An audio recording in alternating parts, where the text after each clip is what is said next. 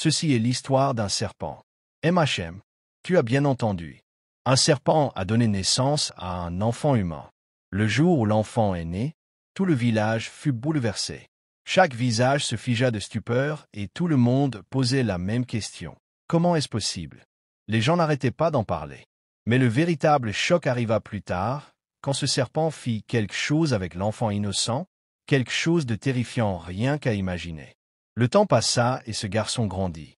Mais un jour, ce même serpent revint, et ce qui arriva ensuite fut si horrible que tout le village trembla. Ceci n'est pas seulement une histoire. C'est le plus grand mystère de la nature. Un mystère vu par beaucoup, mais compris par personne. Pour révéler toute la vérité, tu dois entendre l'histoire d'un endroit silencieux, enveloppé de simplicité et de calme. Dans ce village, il n'y avait pas de grands immeubles. Aucun bruit, juste un village paisible. Tout au bout de ce village se trouvait une vieille maison en ruine. À l'intérieur vivait Marie, une femme âgée, très malade et extrêmement faible. Mais dans ses yeux brillait encore le reflet de la vie. Son fils Tony travaillait dur toute la journée. Du matin au soir, il creusait la terre, arrosait les plantes, dégageait les broussailles, et une fois à la maison, il massait les pieds de sa mère et prenait soin d'elle. Marie disait souvent, « Fils, tu travailles si dur. » Et Tony souriait et répondait, « Maman, continue simplement de prier pour moi. Je m'occuperai du reste. » Un soir, alors que tout le monde était sorti, Tony resta dans le champ à travailler. Son visage était couvert de sueur, mais la pensée aux médicaments de sa mère lui donnait de la force. L'oncle Ben le vit et demanda, surpris, « Tu es encore là, Tony? Pourquoi te pousses-tu autant ?» Tony essuya son visage et dit, « La santé de maman empire. Je dois gagner plus pour ces médicaments. » L'oncle Ben ne dit rien de plus. Le lendemain matin, quand Tony rentra avec le médicament, il vit quelque chose qui bouleversa son monde. Le visage de Marie était devenu pâle. « Maman, voici ton médicament, » dit Tony en paniquant. Mais Marie murmura, « Fils, j'ai apporté le médicament. Tu n'as plus besoin du médicament. Toi, mon fils, tu as tant fait pour moi. En vérité, tu as fait assez pour moi. Mais avant de partir, je dois te dire la vérité. Je ne suis pas ta vraie mère. » Ah, ces mots frappèrent Tony comme la foudre. Ses jambes cédèrent. « Quoi? Non, ce n'est pas possible. Tu es ma mère. » Sa voix tremblait, mais dans son dernier souffle, Marie avoua, « Je t'ai trouvé. Je t'ai élevé, mais tu n'es jamais né de moi. » Et elle s'éteignit. Tony resta seul. Son monde s'effondra. Quelques jours plus tard, un nom lui revint en mémoire. Mama Grace, la plus vieille femme du village.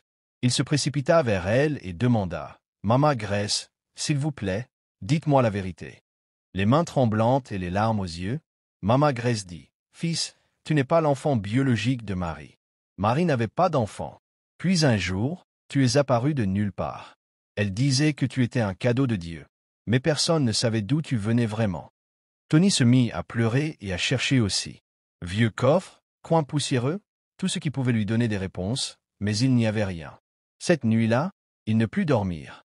Il étendit son tapis de prière, tomba à genoux et cria, « Seigneur, y a-t-il une personne vivante qui connaît la vérité sur moi? Montre-moi, je t'en prie, d'où je viens. » Son cœur était agité. Le lendemain matin, la panique se répandit dans tout le village. Un serpent venimeux mortel rôdait. Des gens furent blessés. Des gens fuyaient.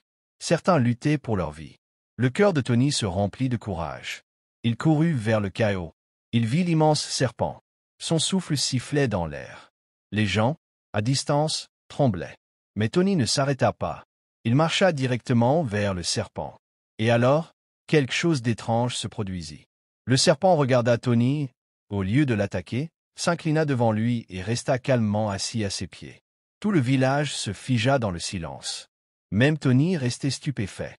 Ce même serpent, qui avait apporté la terreur à tous, ne lui fit aucun mal. Quelques instants plus tard, la même créature terrifiante se retourna tranquillement et disparut en rampant dans la jungle. Les gens coururent vers Tony. « Tony, qu'est-ce qui vient de se passer?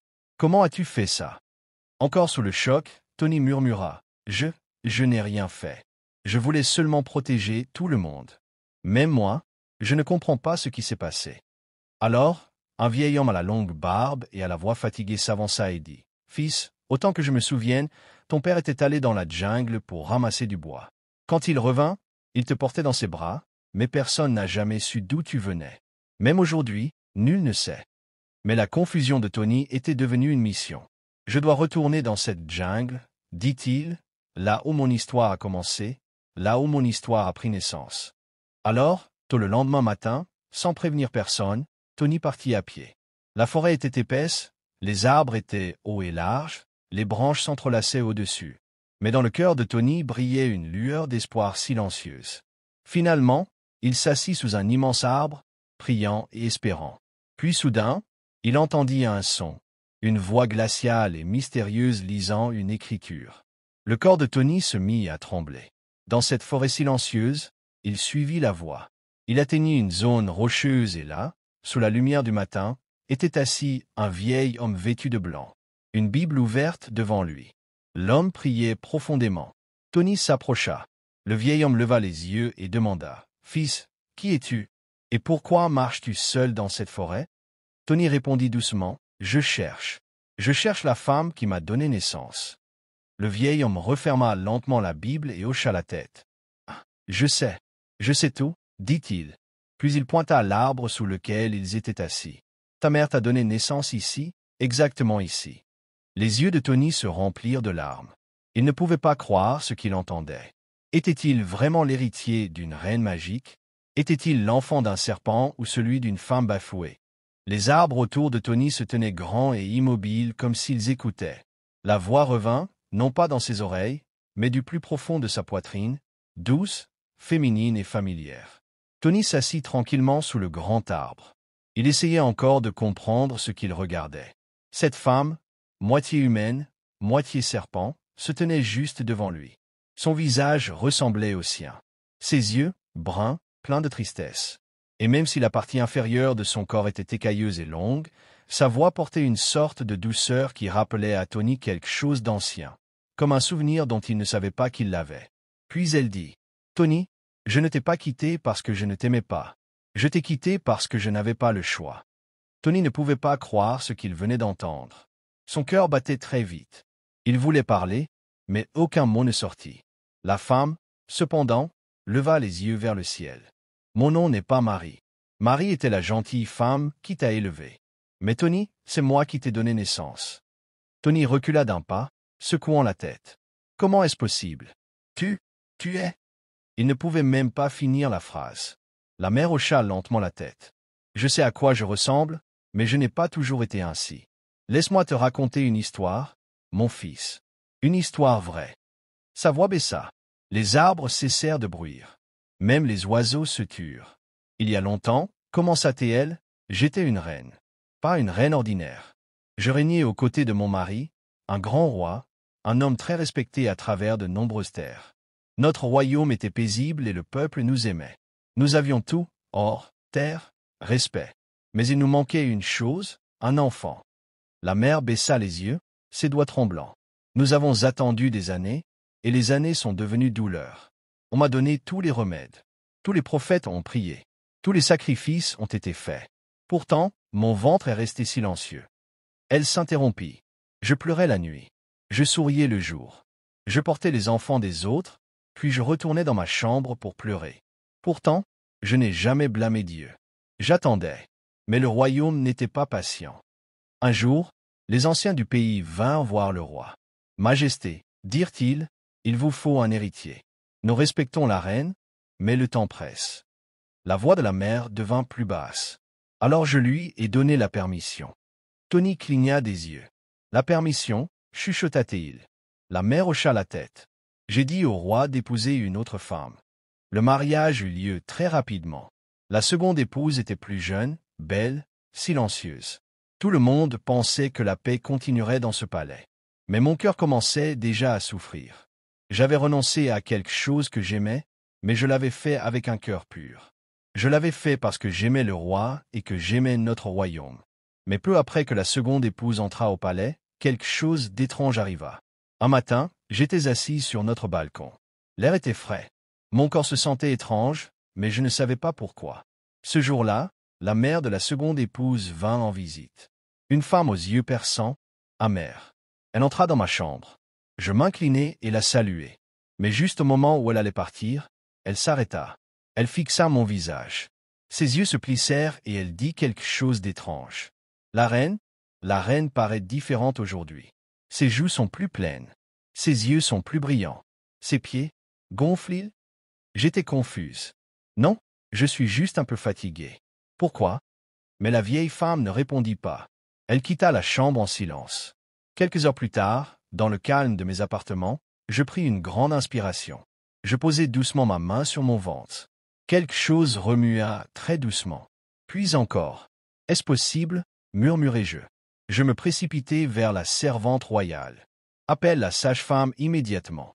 Quand la sage-femme m'examina, elle sourit largement et dit « Ma reine, vous portez une vie. » J'étais enceinte, Tony, dit la mère, et je ne le savais même pas.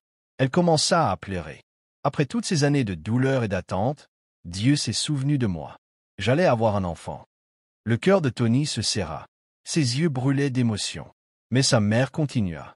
La nouvelle se répandit très vite. Et lorsque la mère de la seconde épouse l'apprit, tout changea. Cette même nuit, la seconde épouse et sa mère s'enfermèrent dans leur chambre. Elles ne mangèrent pas. Elles ne dormirent pas. Parce qu'elles savaient, si la reine donnait naissance à un enfant, si je donnais naissance à un enfant, surtout un fils, tout allait changer. Le cœur du roi me reviendrait. Le peuple se réjouirait. Et la seconde épouse serait probablement oubliée. Alors, elles planifièrent de me détruire. Elles voyagèrent en secret, loin dans la forêt. Elles trouvèrent un sorcier maléfique, un homme dont le cœur était plus sombre que la nuit. Il leur donna quelque chose de diabolique, une poudre noire. Il leur dit, « Mélangez cela dans l'eau de la reine. Cela troublera son corps. Cela la transformera en autre chose, quelque chose que le roi craindra. » Elles revinrent au palais comme si de rien n'était. Et quelques jours plus tard, alors que je me reposais après mes prières, la servante m'apporta une coupe d'eau. Je la bus sans le savoir. La douleur commença cette nuit-là. D'abord mes jambes brûlèrent, puis mes bras. Je criai. J'appelai à l'aide, mais le palais dormait. Quand le mage arriva, il était déjà trop tard. La mère s'arrêta. Sa voix tremblait. Je baissai les yeux. Tony. Ma peau devenait grise et mes pieds, ce n'étaient plus des pieds. Elle déglutit difficilement. Je devenais un serpent. La mâchoire de Tony se serra. Il s'assit sur le sol de la forêt, figé. Les mots de sa mère continuaient comme des tambours lents et réguliers. Je rampai hors du palais. Ma voix avait disparu. Les filles crièrent. La chose hurla et quelqu'un tira une flèche sur moi. Elle ferma les yeux. Je te portais, Tony. Je saignais. Et ils m'ont jeté dehors comme si je n'étais rien. Je me suis glissé dans la jungle, froide, seule, souffrante. Mais un vieil homme, un homme saint, m'a vu. Il m'a soigné. Il a prié sur moi. Il a lavé mes blessures avec des herbes. Et des jours. Plus tard, sous un grand arbre, je t'ai donné naissance, enveloppé dans des feuilles de bananier. Je t'ai mis au monde d'un corps qui n'était plus humain. Tu n'as pas beaucoup pleuré. Tu étais chaud, ta peau si claire. Des larmes coulaient sur les joues de ta mère. Je t'ai tenu seulement un instant. Puis je t'ai placé soigneusement au bord de la route et je suis retourné en rampant vers les arbres. Ce fut la dernière fois que je t'ai vu jusqu'à aujourd'hui. Tony ne parla pas. Il ne fit que pleurer. L'histoire, la douleur, le mystère, tout était réel. Et puis la mère murmura. Maintenant tu connais la vérité. Mais la malédiction est encore vivante, et seul toi, Tony, seul toi peux la briser. Mère, y a-t-il un remède contre cette magie maléfique? Demanda-t-il. Le vieil homme s'avança et dit. Oui, mon fils. Si tu détruis le sorcier qui a fait cela, ta mère retrouvera sa véritable forme. Mais souviens-toi, seul un fils peut briser cette malédiction. Il donna à Tony des écritures sacrées de la Bible pour déclarer des paroles si puissantes qu'elles annuleraient toute œuvre des ténèbres. Tony, avec foi en Dieu, se mit en route. Il se rappela les paroles d'Éphésiens 6h12. Car nous n'avons pas à lutter contre la chair et le sang, mais contre les principautés, contre les puissances, contre les dominateurs des ténèbres de ce monde. Il trouva la caverne du sorcier, une odeur fétide emplissait l'air. L'homme, vieux, aux yeux jaunâtres, ricana. Alors l'enfant vient mourir là où il est né. Tony ne broncha pas. Il avança, la Bible dans une main. Sa voix était ferme. Il est écrit, déclara-t-il, « Aucune arme forgée contre moi ne prospérera, et toute langue qui s'élèvera contre moi sera condamnée. » Le sorcier siffla. « Arrête. Ce nom, ne le prononce jamais plus. » Mais Tony éleva encore sa voix. « Au nom de Jésus-Christ de Nazareth, toute malédiction sur la vie de ma mère est brisée. Qu'elle soit restaurée. Qu'elle soit rachetée. » Le sol trembla. La caverne commença à s'effondrer. Le sorcier hurla, se tenant les oreilles. « Imbécile, tu ne sais pas ce que tu fais. » Mais Tony ne s'arrêta pas. Il continua à prier, à déclarer, à réprimander les ténèbres. Enfin, dans un rugissement tonitruant, le corps du sorcier éclata en poussière et la caverne devint silencieuse. Tony sortit en titubant, et là, debout sous le soleil du matin, se tenait une femme, sa mère, entièrement restaurée, radieuse, humaine. Elle courut vers lui. Il courut vers elle. Ils s'enlacèrent tous deux, sanglotant dans les bras l'un de l'autre. « Tu m'as libéré, murmura-t-elle. Mon fils, mon miracle. » Tony la serra fort. Aucun prix n'est plus grand que celui d'un enfant qui prie. Ensemble, la mère et le fils retournèrent au palais. Quand la reine franchit les portes du palais, avec dignité et fierté, et son fils à ses côtés, tout le monde, soldats, ministres, servantes, resta figé de stupeur. La seconde épouse du roi et sa mère devinrent blêmes. La vérité était maintenant révélée. Les mensonges étaient exposés. La reine raconta tout au roi. Des larmes montèrent aux yeux du roi. Le choc et la colère le saisirent. Il ordonna immédiatement que les deux femmes soient arrêtées. Mais la reine leva la main et dit « Votre Majesté, bien qu'elle m'ait profondément offensé, je ne veux pas de vengeance.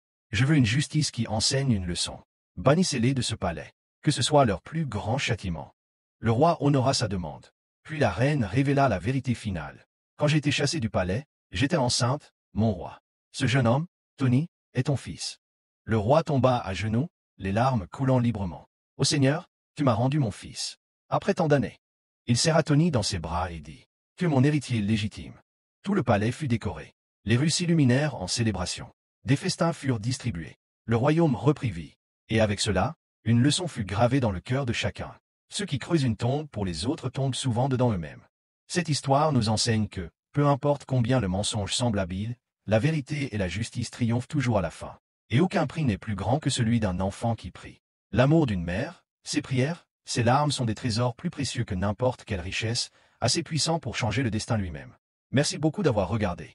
N'oubliez pas de partager cette histoire avec votre famille et vos amis qui pourraient l'aimer. Jusqu'à ce qu'on se retrouve pour la prochaine histoire, au revoir.